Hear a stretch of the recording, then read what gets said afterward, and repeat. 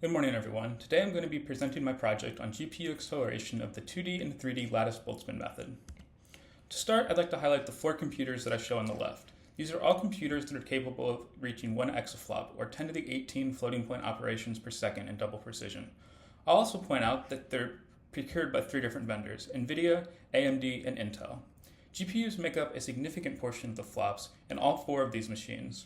And these leadership class machines now require support for GPUs from multiple vendors, which means that a portable method of GPU offloading needs to be used. OpenACC enables writing portable and performant GPU code on AMD and NVIDIA hardware. It, however, does not support Intel hardware. The numerical method I implemented was the Lattice Boltzmann method, with the D2Q9 lattice in 2D and the D3Q19 lattice in 3D.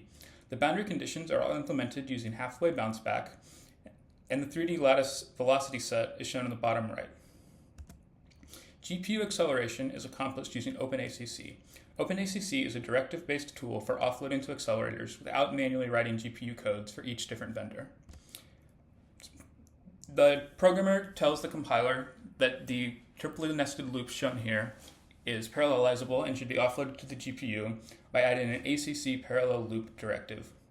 The developer also tells the compiler that it should collapse the loop and spread the work over gangs and vectors on the GPU in order to increase the utilization of the GPU resources and decrease the execution time. The performance of the resulting code is quite good. The figure on the left here shows the time spent in the most expensive kernels on 3 generations of NVIDIA GPUs. The collision operator is by far the most expensive kernel in all cases, accounting for nearly 40% for all 3 devices.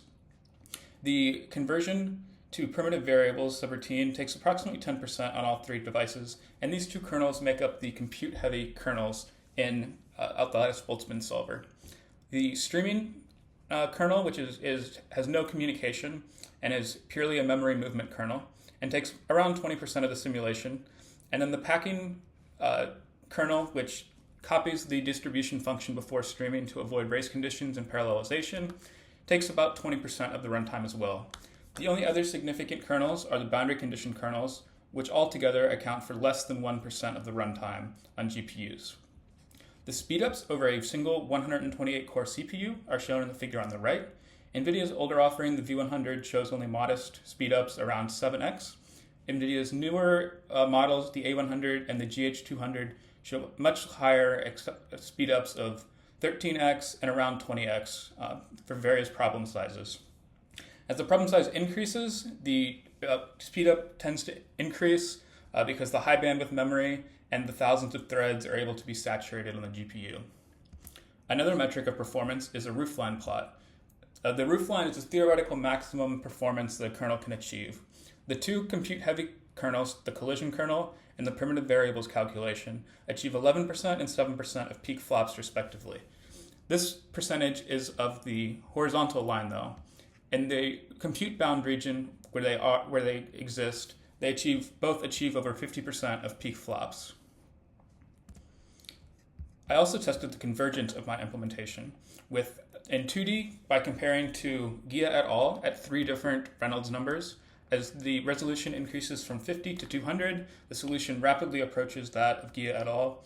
I also used Richardson extrapolation to determine what the convergence rate was in 3D with the Reynolds number of 400, and I got that all 3 velocities converged at a rate over second order.